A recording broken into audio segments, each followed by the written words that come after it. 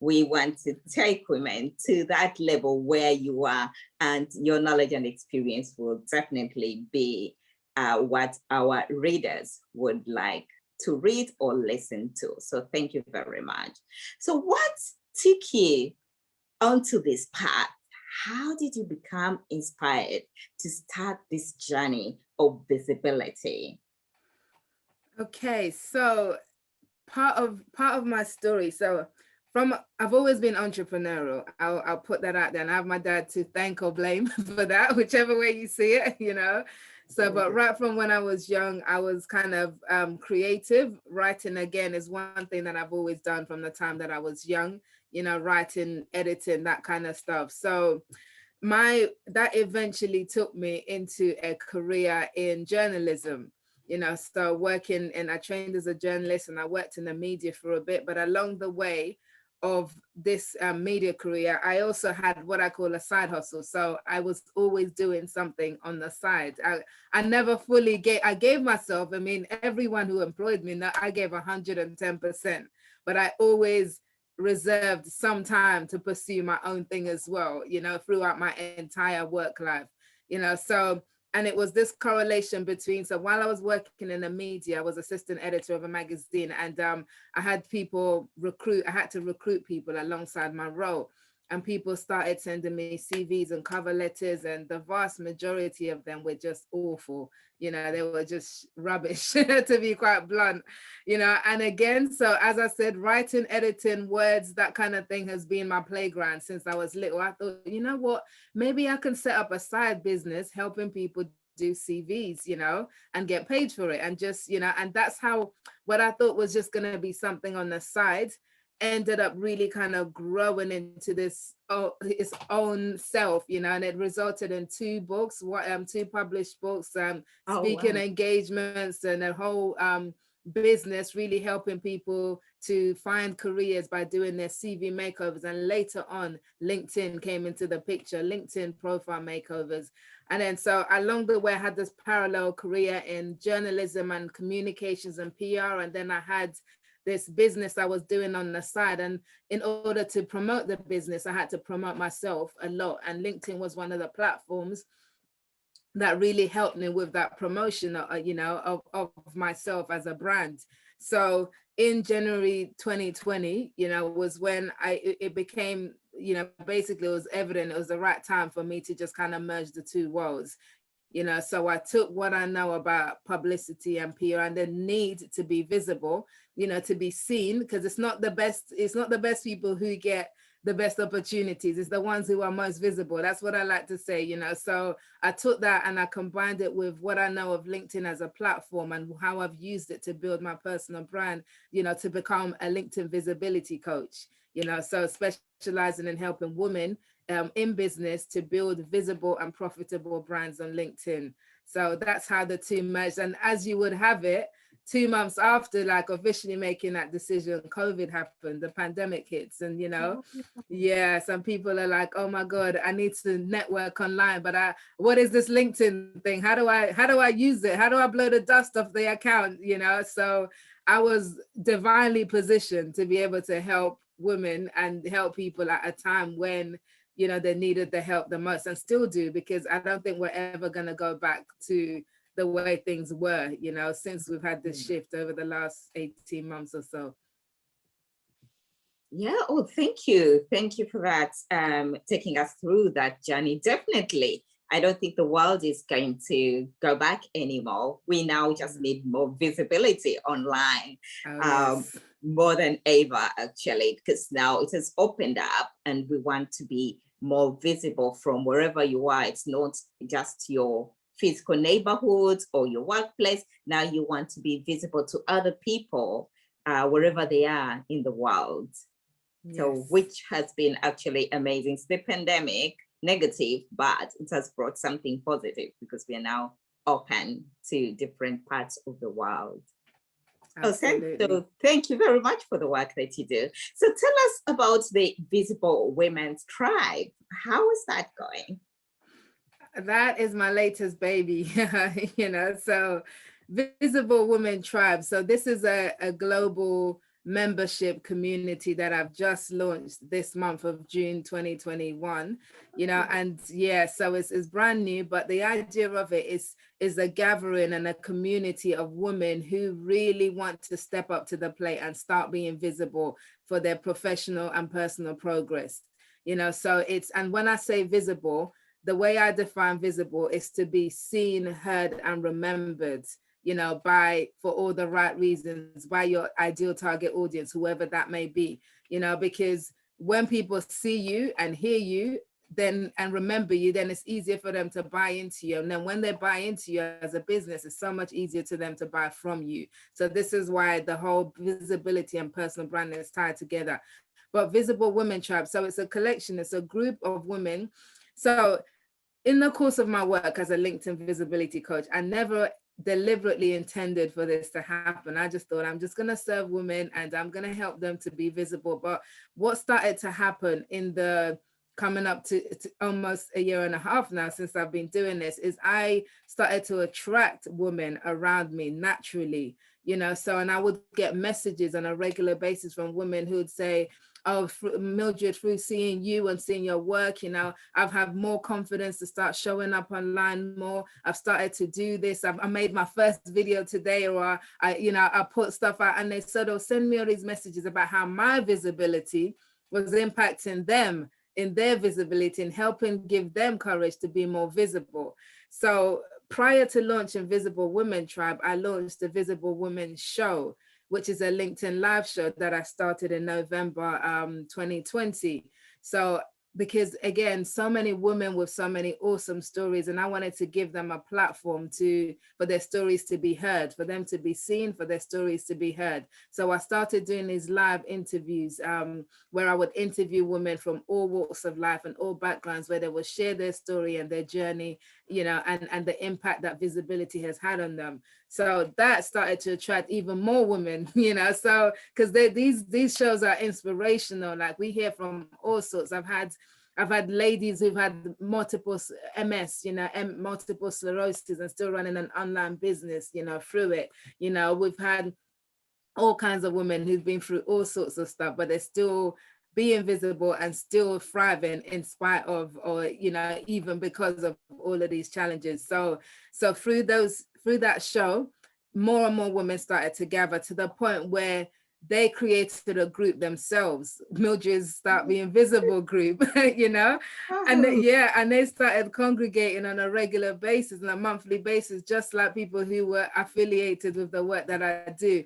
So I thought, oh my God, this thing has got a life of its own, So it made sense to bring it all together. And this is why I thought, you know what, there's a need for this. These women are crying out for this, and I can help to put some structure around this and really provide a community where we can intentionally support women in their quest to be visible and grow their business and their self-esteem and confidence and all the other side benefits through it. So that's how Visible Women Tribe came to be. It was essentially the demands was there, and I had to meet the supply. And I'm so privileged because we're having an official launch party next Tuesday, actually, but we've got like almost 100 women signed up to attend to that, and we've got about over 40 women already part of the tribe, and it's really, really open global community. So if you're watching this and you're like, listen, I need to step up, I know I need to do more, I know I need to be seen, I know I need to stop hiding, then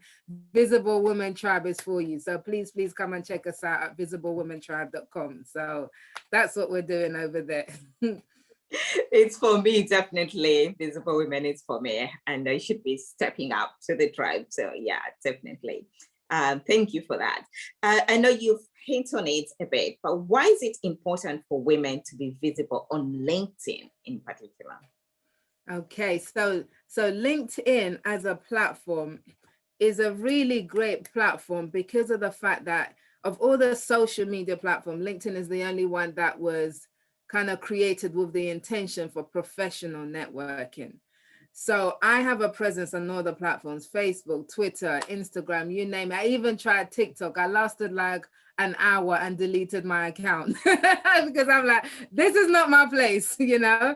So there's a lesson there. Do not go everywhere. Don't be everywhere. Do not advocate being everywhere. Build up one at a time. So it was over a period of years that I built up a presence on each of these platforms, but LinkedIn by far.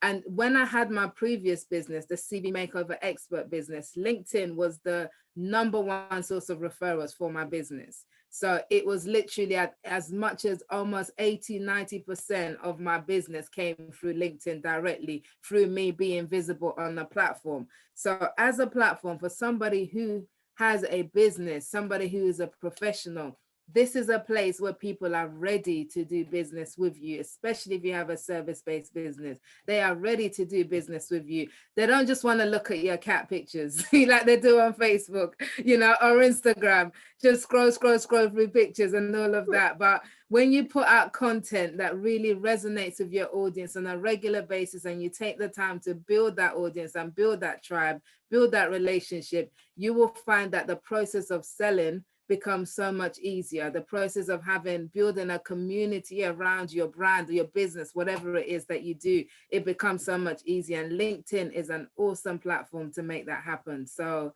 that's why I'm a huge fan, very huge fan. Oh, great. Thank you very much.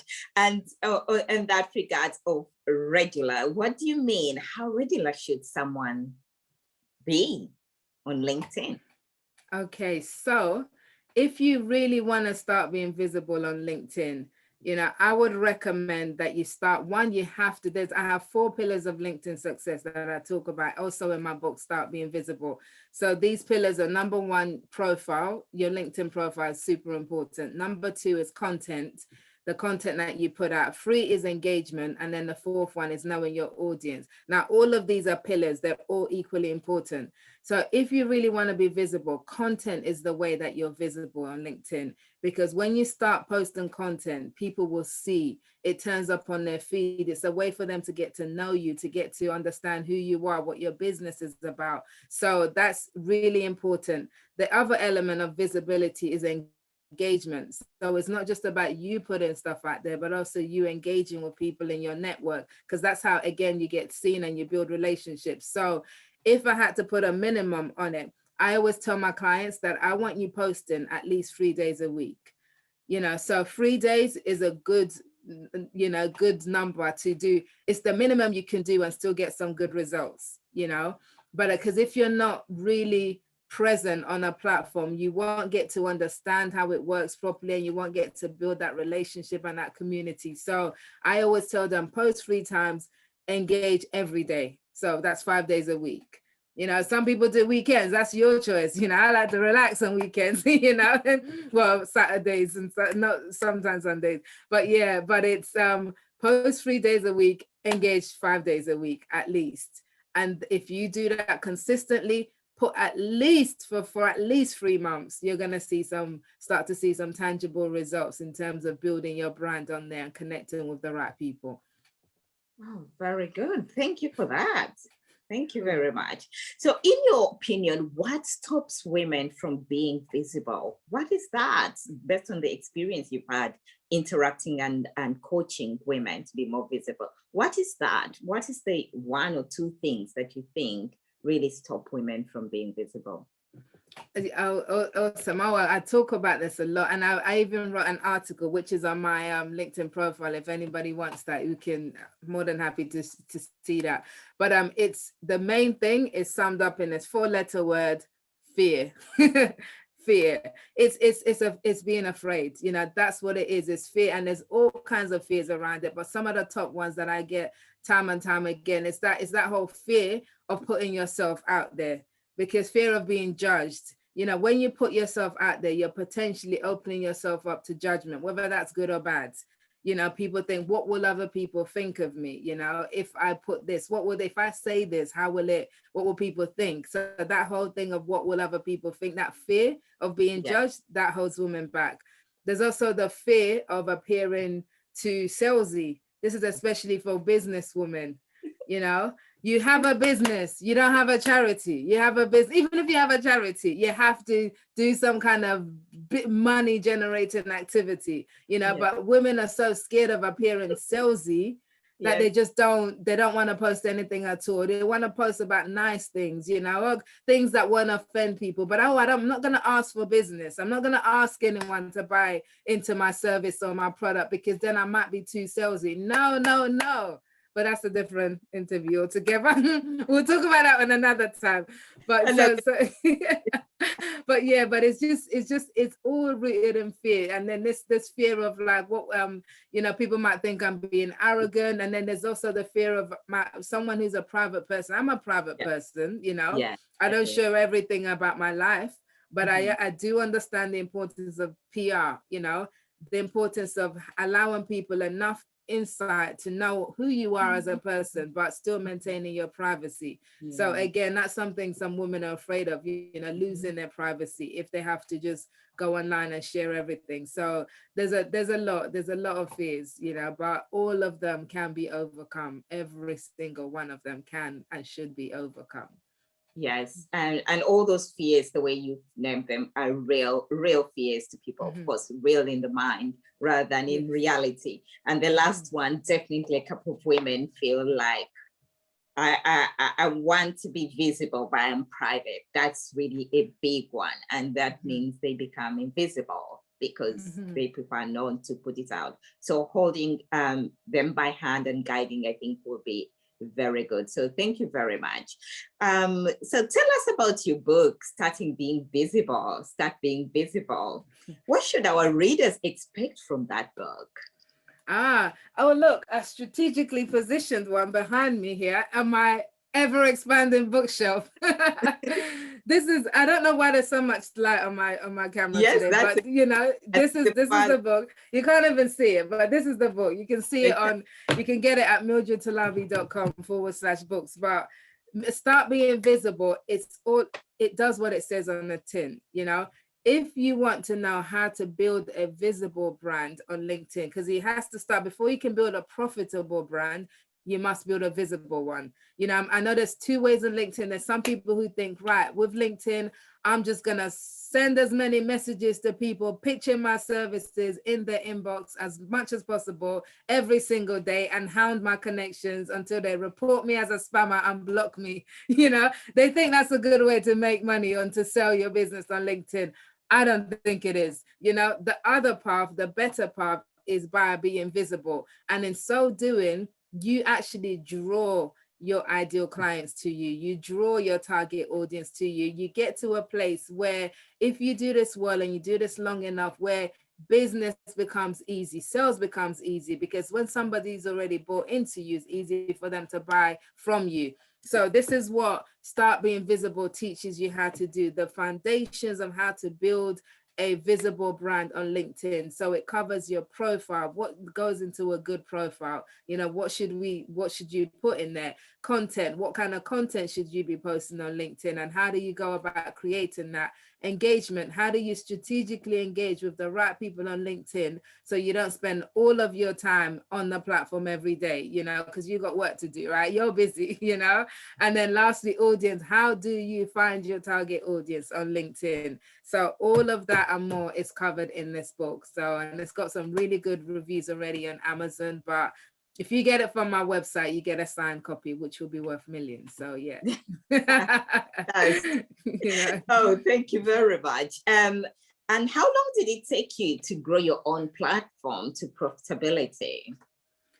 So it's been a process, and this is what I always caution and tell people about, that this is not for the faint-hearted.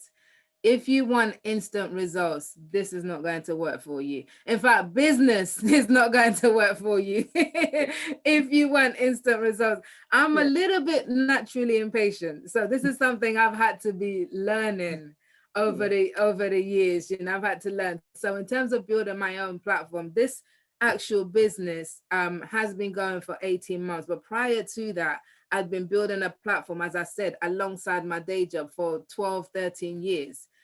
So it's a combination of all of that put together.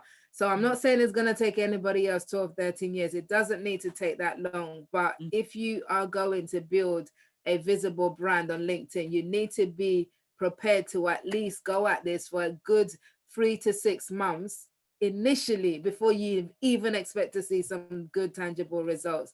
But once you pass that period and you stick at it, the momentum from there, it's like a plane on a runway. The takeoff is great, but most people give up before they get to that bit where you actually start to transition from just visibility and into profitability.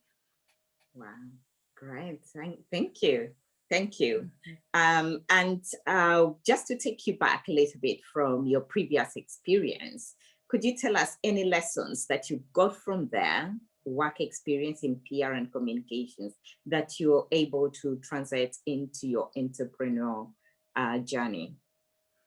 I think this is what I was saying about building a business on this, because in my journalism background and as a PR person, we had to book experts. We had to, bring experts, whether it's to quote them in articles or, for whatever reasons. It's like, but I noticed that the experts who get booked and who get featured on the TV and newspapers, etc., isn't always the one who's the cleverest or the one who knows the most in their field. It's the one who's most visible, because it's like, journalists can be lazy, not in a bad way, but it's like, okay, oh, we need somebody to talk about finance, for example. Oh, let's have a look at who last spoke about finance. Oh, look, that person was on TV talking about finance. Let's get them on our TV show to talk about finance.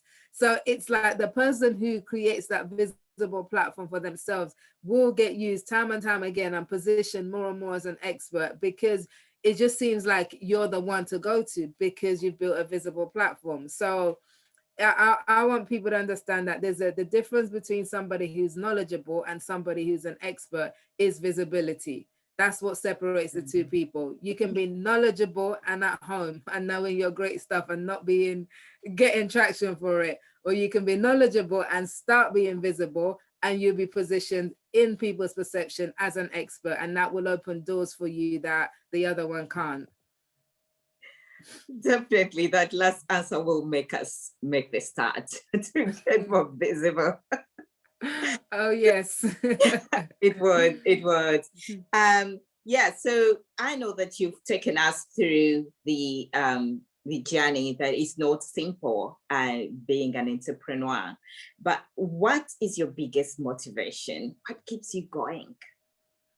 Oh my God. I was saying to somebody the other day, if you're an entrepreneur and you don't feel like quitting at least once a month, then you're not doing something right. You do. Because honestly, it can get hard, and it's especially hard when you don't have a lot of people around you who understand the journey you're going through, maybe because they are not in business or they have day jobs and they don't quite understand the challenges are different, or maybe because they don't have the same level of aspiration as you. I dream big. I'm a let's take over the world kind of person, so it's like sometimes it's hard for me to find people who I can relate to at that level. And I think this is also partly why I did create the Visible Women Tribe, because I want women to have a community of other high thinkers. You don't have to be a high achiever, but you will be pulled up to your best level, and I want that to be an option for people. So in terms of my motivation, what keeps me going, as I said, I am a woman of faith, as in I love Jesus. My prayer life is like is real, as in like that keeps me going when I'm down. I have an awesome husband who just like supports me in business and in life, so that helps me. And then also I have my awesome kids. I love them. I want to give them, like, I have 2 daughters, so I know I'm a role model to them, whether or not I want to be, I am. So that's the motivation. And then also getting those messages from those women who, and there's literally, and there's not a week that goes by I don't get at least a message or tagged in something where somebody's saying, because of you or thanks to you, I can do this and I can do that. So that stuff, it makes it all worthwhile. So yeah, I'm gonna keep going until I drop dead. At an old age, by the grace of God. We do. inspired, so you have to keep going. Definitely, definitely. And from you, I get inspired. I tell others about Mildred as well. So everybody gets to know. And yeah, people get to think about it, and then eventually they'll take action, definitely. So yeah, Awesome. thank you very much. So growing up, if I could just take a little bit, growing up as a child, have you always seen yourself in communication? So I have Nigerian parents. I'm Nigerian. So, and as anybody in Nigeria, maybe African as well, would know, like the amount of careers that you can have that will impress your parents are very much limited. Doctor, lawyer, accountant, engineer, anything in those realms. So at one point, I thought I was going to be a lawyer. In fact, my parents told me, you argue a lot, you should be a lawyer, when I was young. So when I was at my college stage, I was actually I didn't go into studying to be law. I did a law A levels, and I realized that I don't love this thing. And my path was meant to be, I then gone to university to study law.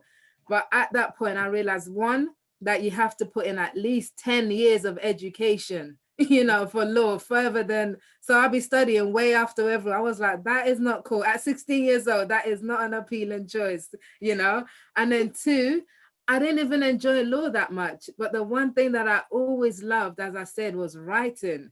So I kind of deliberately sabotaged my exams. So I did really bad in law. Then I went to my parents and I said, look at my grades. I didn't do well in law, so I'm not going to do law anymore. I'm going to uni to do creative writing and film studies, So that was how I got out of that. And then when I eventually realized that there was such a path as journalism, and I said to my parents, this is what I want to do. I want to be a journalist. My dad was like, oh no Black people make it as journalists, so go and do something else. Like, I was like, I will show you, daddy.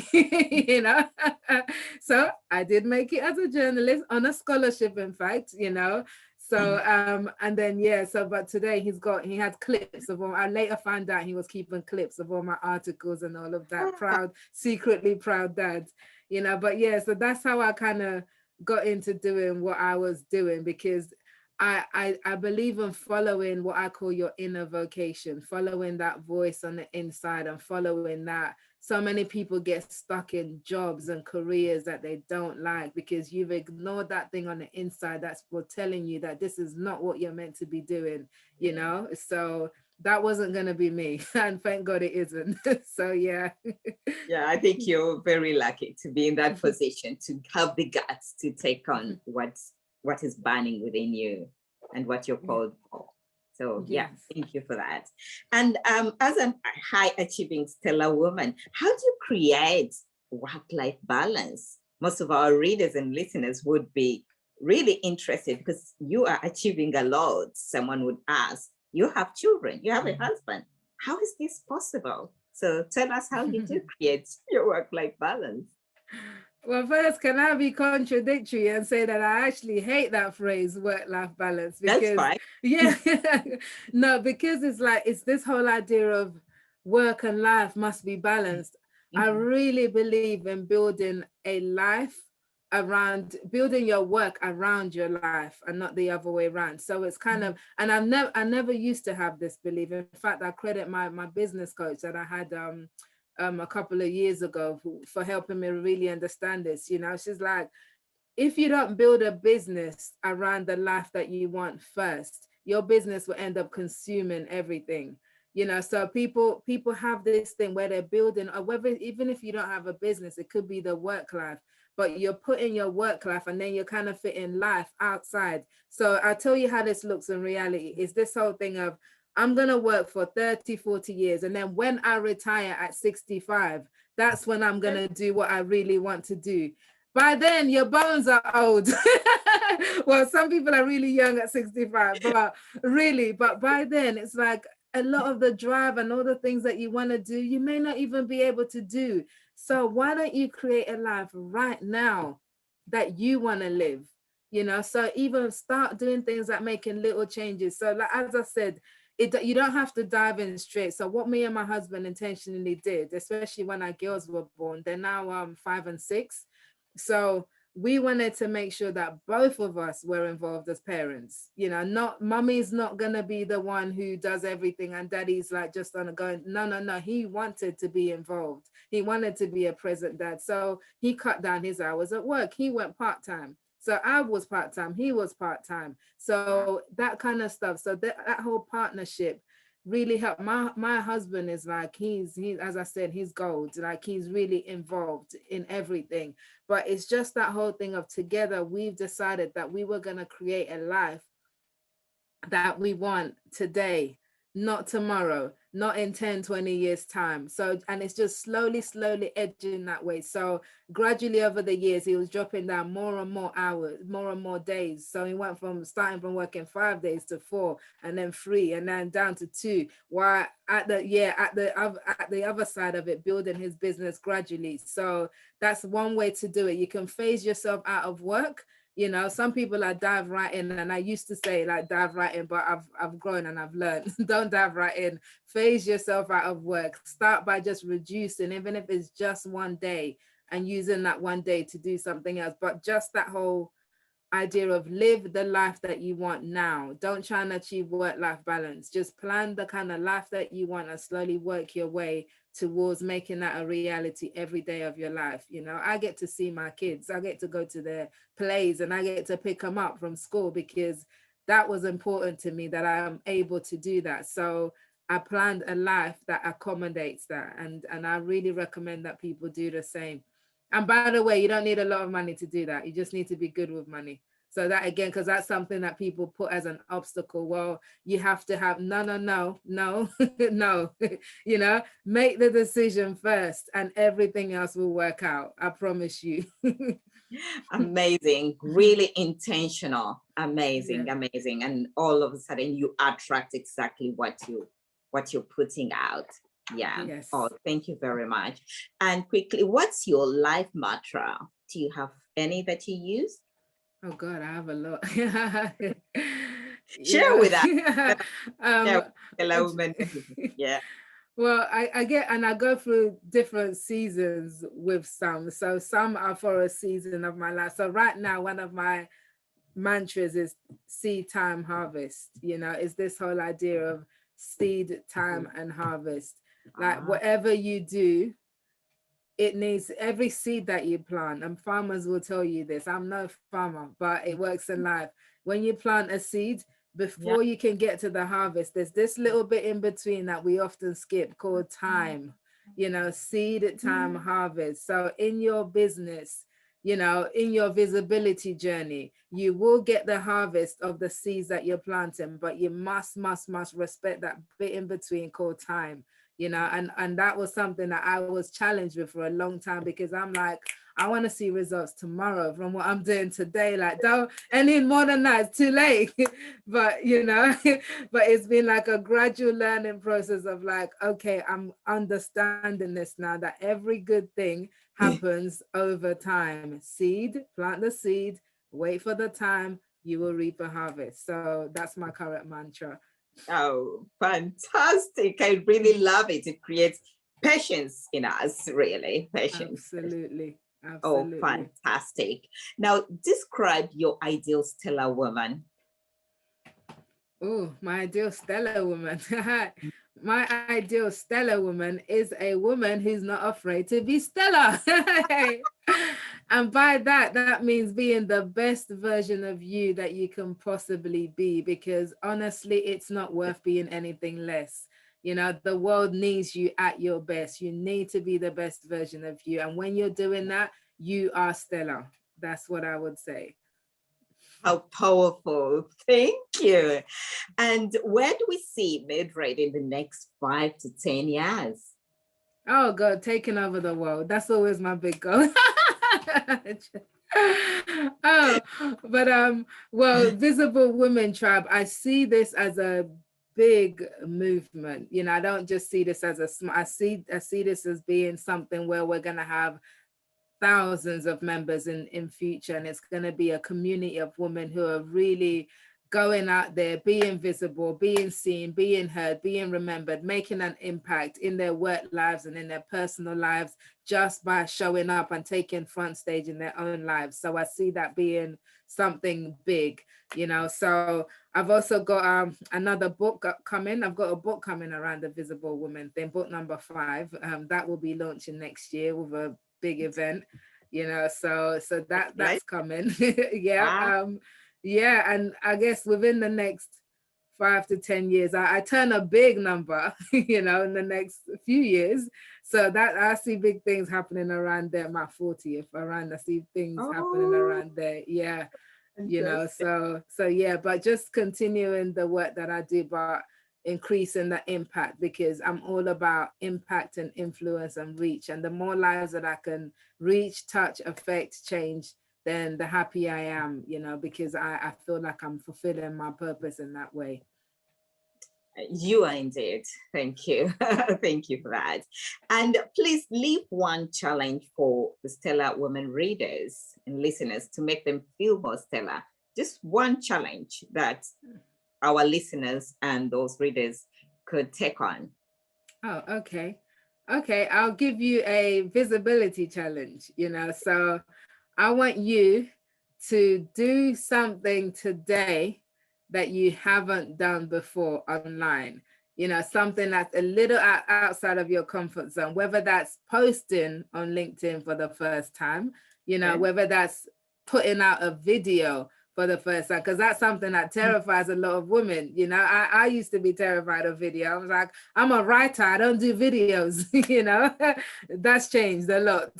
So do something that pushes you out of your comfort zone, something that's visible, something that deliberately points the attention your way, because that's what happens when you are visible. You point the attention in your direction, but it's okay because there's a purpose for it. So that's my challenge to you. Do it. And if you do it on LinkedIn, tag me. I'd love to see Yeah, it. especially the lives, they're quite, yeah, daunting for many.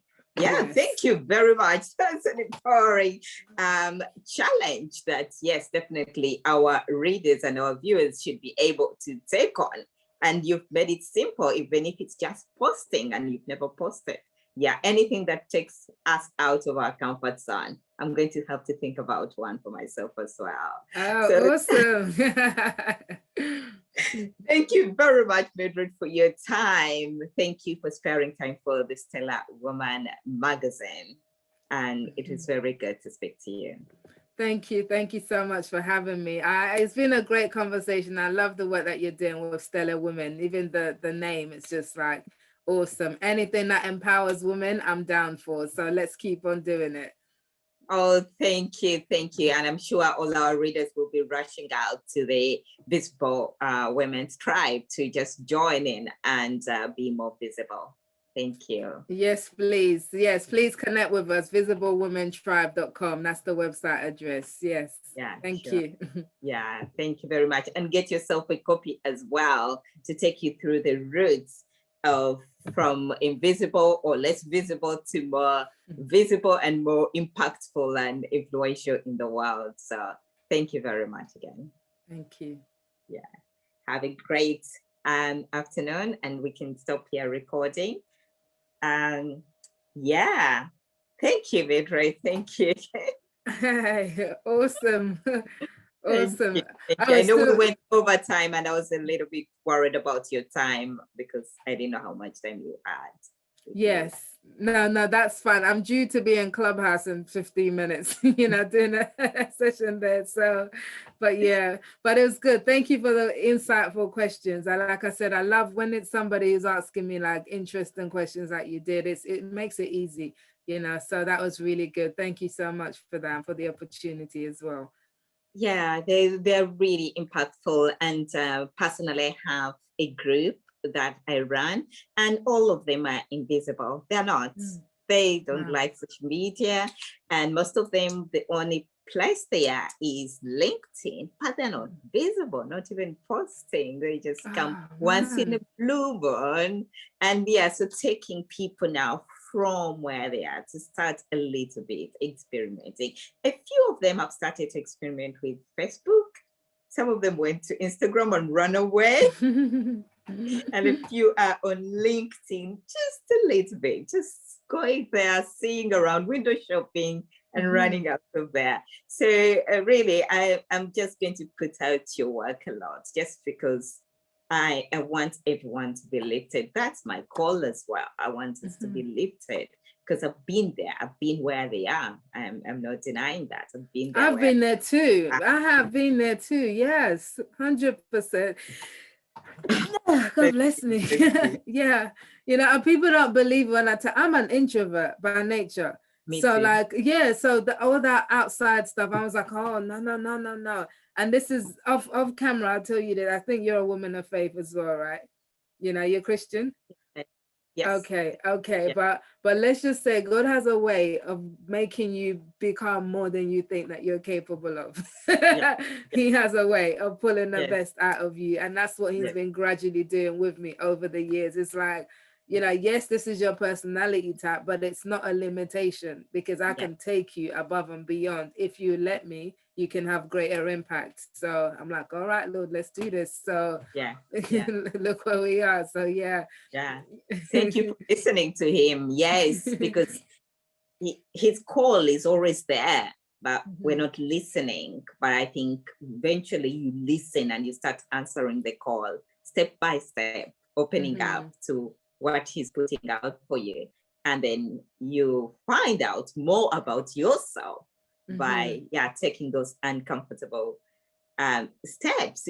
It's not comfortable really stepping out there. But if you have a call, if you have to lift up people to become more, you have to answer the call. You have to answer his call. And you, like you said, you have to believe that his spirit is with you and will give you strength to carry on. You have to just believe and anchor onto that belief that yes, you will just keep taking you through the road. Absolutely, 100%. So yeah, if you ever need me to come and speak to your women's group, maybe do a little session and then tell them about the tribe, you know, from that session, that would be, I'll be happy to do that. Yes, definitely. They're all professionals. They're consultants, pharmaceutical teachers, and they have questions. I brought in someone to talk about social media. Some of them were like, but do I have to be there? Do I have to be there? So those are some of the questions that we had to deal with, just to show them a bit of examples here that are a little bit simple, to show them that, okay, there are other things you can even achieve. Like if you want to get donations, maybe for a charity, of course, it's more possible. If you are on social media, just showing them those little examples to inspire them to shift their belief system. And also seeing that I haven't always been visible. I haven't been on social media, and just showing them the journey and the fact that you can find out more about yourself, but also connecting with people. If I wasn't, which I wasn't, I wouldn't know you. And here, I'm connecting with you, and I don't take that for granted, not a little bit. I know there's more for me when I connect with you. I just know that. I just know what is there. This is not anything to take for granted. There's something for me to learn and to capture on this journey with everyone that I meet. Yes, absolutely. I love it. I love your passion. So yeah, that's great. Definitely. If we can help your women to be more active, especially on LinkedIn. And there's a talk that I do that explains the reasons why LinkedIn is the platform, and then some simple tips. So if you ever need me, let me know. Yeah, I'll let you know. Yes. So let's go. Thank you very much, Mildred. And good luck with everything, and congratulations on your new book. Thank you so much. Thank you, Stella. So well, let me know when this will come out as well, so I can share it on my networks as well. Oh, yes, definitely. Definitely. I will. Okay, brilliant. All right. Thanks, Stella. Keep well and keep safe. And regards to the family. Thank you. Thank you. Bye-bye now. Bye. Bye. Right. So I would like to begin with, how do you describe Mildred Talabi? How would you describe yourself? That's a good question. Where do I start? So many facets that make up Mildred Talabi, but I am a wife. I am a mom of 2 daughters. I am a Christian. That's a big part of my life. I'm a businesswoman, and I am somebody who just loves to live life to the full. You know, I really believe that we only get one shot at life, and there's no point one waiting until retirement to live life, but also two, that my biggest regret would be to die and with all of these dreams and passions and all of that stuff still inside of me because I was too afraid to do anything about it. So I like to follow my dreams, follow passions, and get things started, you know. Oh, thank you very much. That's quite inspiring. And for Stellar Woman Magazine, given that we are here to spread all the stories, the thriving women's stories, knowledge and experiences, so that other women can learn from those who are thriving, 1 or 2 things, and utilize them to also change their actions, change their results, and thrive. So we spread the light from one thriving woman to another so that they can tap from that light and make a brighter world. So whatever you've just given us in a snapshot of who Mildred Talabi is, it's just exactly what Stellar Woman is about. We want to take women to that level where you are, and your knowledge and experience will definitely be what our readers would like to read or listen to. So thank you very much. So what took you onto this path?